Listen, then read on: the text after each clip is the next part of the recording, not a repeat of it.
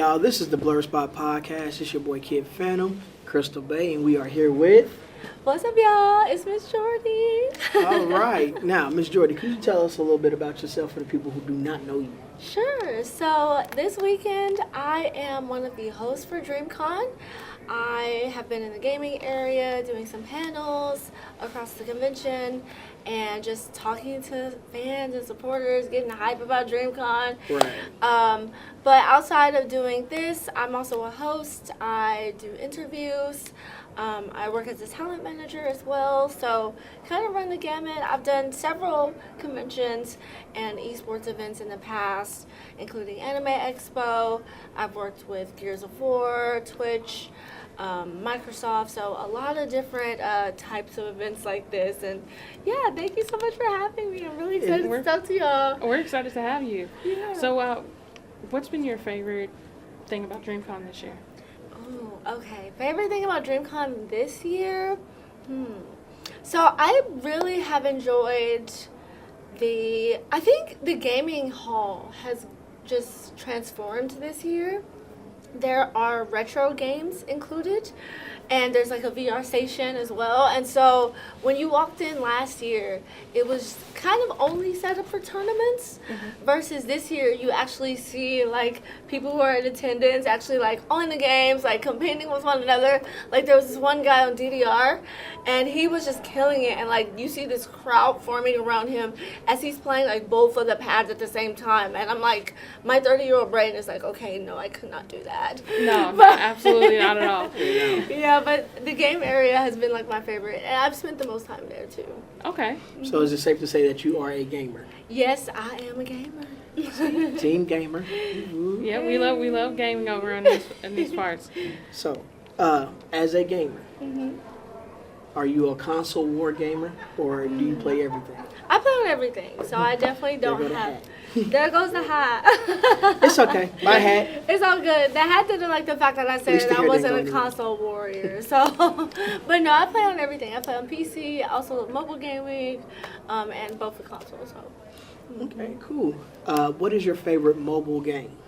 Oh, favorite mobile game. Okay, so I don't have a favorite per se, but right now I'm playing an Otome game called Love in Deep Space. Okay. It's a gacha game, and so basically the story, it's a lot of reading, but it's very interactive, and I love games that have like female main characters. Because Shout I feel out to like, the female leads. yes, and We love it. customization. Absolutely. When you get those two together, I'm like in heaven. But yeah, so that's the game I'm playing right now that I'm really enjoying. That's good. That's cool. I am a simpleton. My favorite mobile game, and I've been playing it since season 1. It's WWE Supercard. Okay. And right now they have a joint partnership. WWE Supercard are merging their characters and doing a Street Fighter mix. It's actually still available for the tournament for the next 16 days on WWE Supercard. Okay. So I've been playing that, and then I recently downloaded Streamlabs to my phone so I can record myself playing the mobile game to stream to my Twitch channel. Oh, I didn't know you could do that. Is that on iPhone? I hope it's on iPhone. I have it on Android. Oh, okay. I don't know if it's on iPhone. I hope it is. We can check it out later. If I find out, I'll let y'all know. Oh, okay. That's good to So, know. what was the first console that got you into gaming? Like, yeah, this is my personality now. Yes. Okay. So my very first console ever was a Game Boy Color, and I had Pokemon Blue. And that was like, I was like so happy with my little game. It had Squirtle on the cover. I think that's also what got me into like water Pokemon. I was gonna say your first starter must have been Squirtle. Yeah. It's Team Charmander over here. I know, the fire types. What about you? What's your type? Your starter? I have every type. Oh, okay. Okay, so I would use Bulbasaur first. Okay. Always. Wow. Oh, look at that! It's got a Bulbasaur, Squirtle, Charmander. That's Look at that. rare though, Bulbasaur. Bulbasaur is a rare pick. Yeah. But most of the time it's because like I made him super powerful. early Bulbasaur on. and Squirtle are really good to be Brocked up. Yes, yes. I struggled with Brock.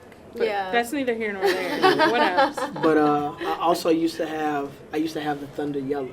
Okay. So Oh, that's the with one where red? Yes. so that's the one where you were able to get Pikachu first. Right, exactly. Okay, that's Shout out to that. That was a rare cartridge. I think maybe my favorite console that really got me like solidified in gaming though is probably the Nintendo 64.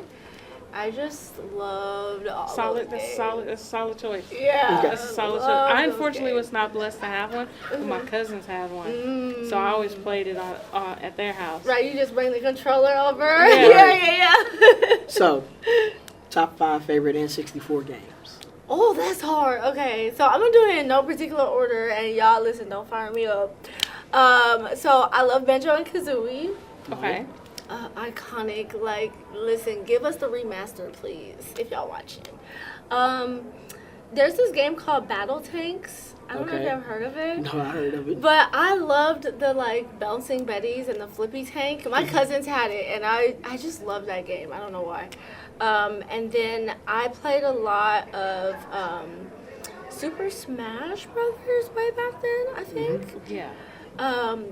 We just playing that with the stock and the lives. Fox was so good. My cousin loved Fox, and so I was always getting stocked I liked out. Kirby. Yeah, me too. I like Kirby. I liked Kirby. Everybody know Kirby's the cheat code. Right. Well, see, I is didn't know such a Kirby hack. was a cheat code back then. I just was like, Kirby just swallowing everything. Pause. No diddy. But Kirby, you know, I guess I did know Kirby was a hack, inadvertently, because Kirby just swallowed up everything. Like, yeah, Kirby you're would gone. go, yeah. Yeah, no, that's Okay, I still got 2 more. Let me see. You got 2 more? yeah, Yes. 2 more. Pokemon Stadium. Okay. Love Pokemon Solid. Stadium. Solid. So good. Especially when you go to the thing and challenge your friends. Yeah. I was a weirdo. I liked Pokemon Snap. Oh, I love Pokemon Snap too. I love With the little Pokemon camera? Snap. Yes. And they did the remake recently. Did they? Yes. For the I don't Switch? have it. Yes, for the Switch. Oh, I'm gonna get Oh, I'm it. getting My it. friend getting it has now. it. Yeah. I'm I'm gonna getting get it. it for I my have Switch. kids. They get to enjoy the same stuff I enjoy. Yes. Oh, I love Pokemon Snap. That might have to be my 5th game because I used to do everything in Pokemon Snap. Ooh, Yeah, I'll go with Pokemon Snap as my 5th. That's a good Okay. one. Okay, so That- we had a couple similar ones. You see, Yeah. there's Pokemon Stadium, and I used to love doing Clefairy Says because I was able to remember better than everybody else. Yes. So it was Pokemon Stadium. It was Super Smash Brothers. It was the game with the coldest pause music beat known to man, 007 GoldenEye. Oh my gosh, how could I forget? I was waiting for you to say GoldenEye. Oh my When gosh. I say that pause music used to come on, I just Yes, yeah, you just be jamming to it. man, look here. We used how to could I forget play. that? I used to play a lot. Mario Party. Oh, I love Mario Party. Oh my gosh. So see? That's Mario- why it's so hard to do 5. Yeah. Because it's like, wait, I love that too. Exactly. And may this man rest in peace. Is the only video game with his name on it. Is Kobe Bryant's NBA basketball game. Oh, I never had that one. Oh, It yeah, was my NBA cousins courtside. Kobe didn't have Bryant it. was the cover athlete. Yeah. That's Okay, lit. that is pretty lit. So you said you are a talent manager. What got you into that? So, okay, before I answer your question though, I just thought of one more game that I have to add Go to for it. Donkey Kong 64. Oh, Of course. Oh my gosh. Yes. Donkey Absolutely. rap, like, oh my gosh, DK. Yeah. Donkey Kong. Like, Hey. oh, I love that. Okay, but back to your question. Okay, the reason why I got into talent management. So, I actually used to work for one of the NBA teams in Dallas. Well, the NBA team in Dallas. Mavs? The Mavs, yes. And I used to work with the content creators, but I mostly did the content for the gaming side, and we helped with basketball occasionally. But I got to work with some of the creators that were local there to kind of support and build up the team, because it was kind of when the esports was kind of starting for the NBA. I have the a 2K friend that league. does like the graphics for them. Oh, nice. I don't know if Okay. you know Nathan Davis. Davis, yes. Oh my gosh, he was my I manager. used to work for him. Really? Work with him at Oh my another God. company. Yeah. What are the odds? It's Yeah, small world. small That's world, crazy. yes. But yeah, so I started out there, and then I ended up getting another job at an esports team called Gen G. Okay. And so when I was there, I really got to work really hands-on with the creators, and that's how I met Christology, and I've met a bunch of other creators who are here now, but mainly Krista, and I kind of got started there, and I'm at an agency, and it's just a lot of fun, like kind of learning what they're doing, and I feel like because I have connections with the creators and I'm actually close to them, you speak the language a little bit better than the brands that are trying to book them. And sometimes they want to just do things a certain way, but the creators are like, well, we know our audience best. And so if you could help communicate that to the brands, being that middleman is helpful. So that's kind of how I got started. Okay, I mean, it sounds like a really fun job. Yeah, honestly. it's cool. It's cool. Do you have any tips for someone who doesn't have a huge following? Someone who, let's say when they game is during their free time, but they stream when they do it. Yeah. And they actually have a regular 9 to 5 and a whole family. And so they're trying to be a big creator. Is what you're saying? Yeah. I mean, I feel like I'm in that boat, right? So I don't feel like I have that many followers. And to me, I think first of all, you can't look at everyone else and say I have to be doing what they're doing, because they do it full time. They have a team behind the scenes. They have like editors, just a lot of time. And us, like 9-to-5ers, well, recently laid off 9-to-5er, but anyways, but their loss. Yeah, but yeah, us 9-to-5ers, basically, I think you have to just really be a little bit more narrow focused about what platforms you do. I think everybody says be on everything, but in all honesty, like, we don't have time to do that. Like, you just don't. You have to work, you have kids, you have family. I would say, honestly, I'm a big advocate for YouTube. I just think YouTube has the best reach. It's the longest standing platform. It's the most consistent. And yes, does it take time to do thumbnails, edit, and stuff like that, but you can stream on YouTube now. You know, shorts content is on there. To me, YouTube is really the platform I would hone in on, especially if gaming is the way that people want to go, you know? Okay. So any tricks or tips, like secret hashtags that we can use for gaming on YouTube? I think, okay, so no idea is really completely original if you think about the content you're probably going to be making. There's probably a creator who's probably already done it. So one thing I would do is I would look at the tags that they have in their videos. And when you're making your video, when you're making the idea, kind of pull some of those tags, not the generic ones that just say like gaming, funny, laugh, love. No, like get really specific. So if you're making a video, like Marvel Rivals is really popular right now. The beta's open.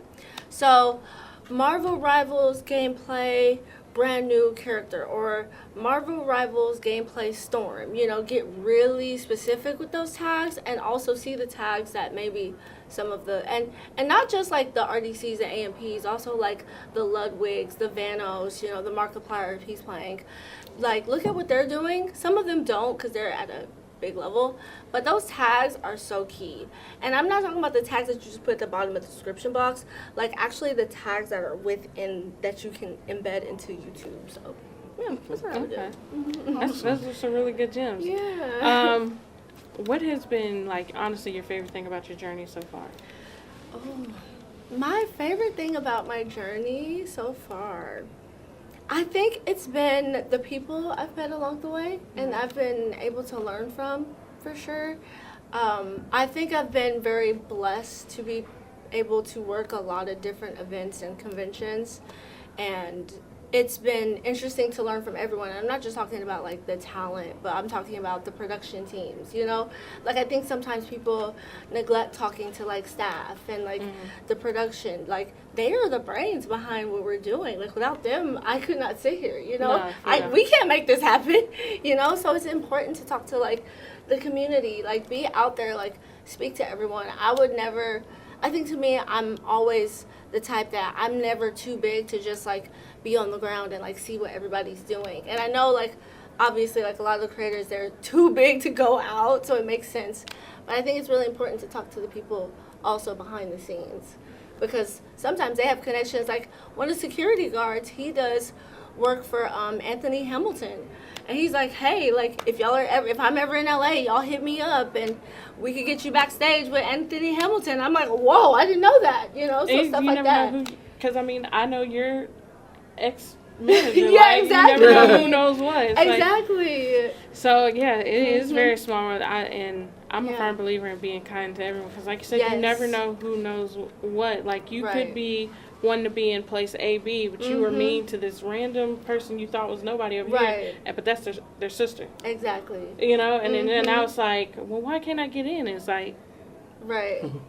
I agree. I really think like humility and like your kindness will take you so far. Like no matter how much following, what clout, whatever. Like I think if you're humble, you work hard, that will eventually show through. Yes, you'll get further with followers, but I really think like getting to know everyone, like, and never being too big to be a sponge is really important. Okay, so I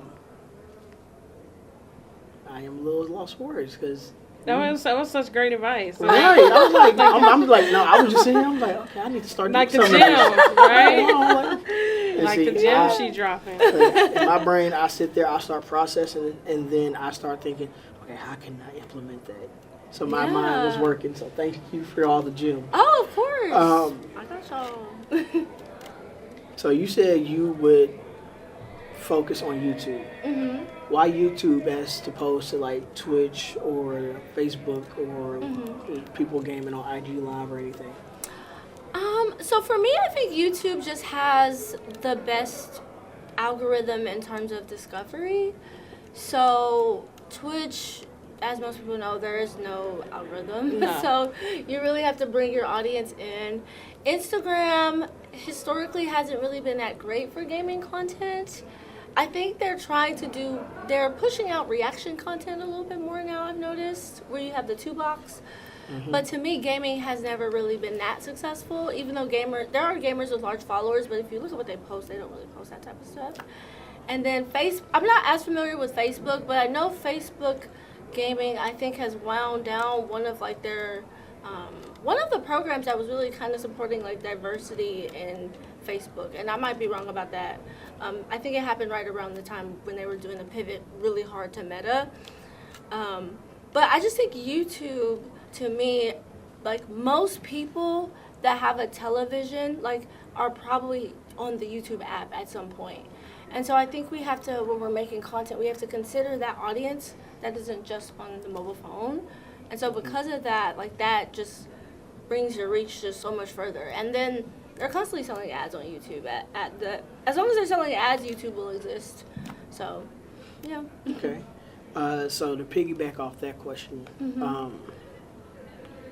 what OBS do you recommend for someone who wants to stream to YouTube, or should they like use their PlayStation to stream to YouTube directly and then add the tags like on PlayStation, or should they just do recording on the open broadcast software, download it, and then upload it to YouTube?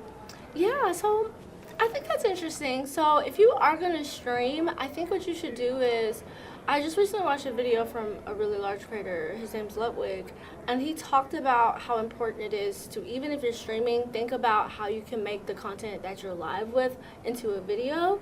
So that way you're kind of like repurposing the content, but the content will outlive the stream, because the stream will stop being pushed out once you go off. And so to me, to answer your specific question, it kind of depends on where you're at in your creator journey. So if you're kind of just starting out, trying to just get a feel for it, don't go buy like a super strong PC, a graphics card, a capture card, all that stuff. You know, kind of try to just start out on your console, stream it live, get a feel for how you feel talking to people and communicating. And then I definitely recommend, though, if you want to get really custom, get the alerts, get like the overlays and things of that nature, try to, you know, get the OBS software to your PC, get a capture card, connect the console, and then display that to your broadcast. Okay. And before we get out of here, I got one last question. I like to ask people this: when everything's all said and done, you're old, retired. Yeah. What do you want your legacy to be? What do you want people to remember you for in the things that you did? Yeah, so I think for me, I would like to be remembered as someone who really tried to advocate for more women in animation, especially Black women in animation and gaming and hosting and front facing. That's something I'm really passionate about. I would love to do some sort of like mentorship program for women who are interested in working in front of the camera, because I went to journalism school and all that, so I feel like I have a lot of knowledge to share. I don't know how to put that together, but I would love to do something like that. And also, I would just like to be remembered as somebody who was really passionate about gaming and anime. You know, I still got years ahead of me, but I also want to branch into more pop culture, back into sports and stuff. So somebody who really tackled like the pop culture space and made it her own and said, hey, Black girls, we can all come through together. So who started and is keeping the door open for us all. So. I love that. Yeah. And if you tell people where to find you, whatever platform you want to plug out there. Okay. So they can get to know you more. Yeah, for sure. Okay, so I'm Miss Jourdy, MissJourdy, on all social platforms. So that's Twitch, TikTok, YouTube, Instagram. And I also have an anime channel called The Blurred Bay, where I talk about anime, do little hot takes, because I'm long-winded and TikTok just wasn't working for me. So you can find me on both of those handles on all platforms. All right, thank you. We appreciate you coming through. No, thank y'all. Blurred's fun. I appreciate it. Woo. Gotta do the little dance. DK. Not the dancey Donkey dance. Kong. DK. Donkey Kong is here. Hey.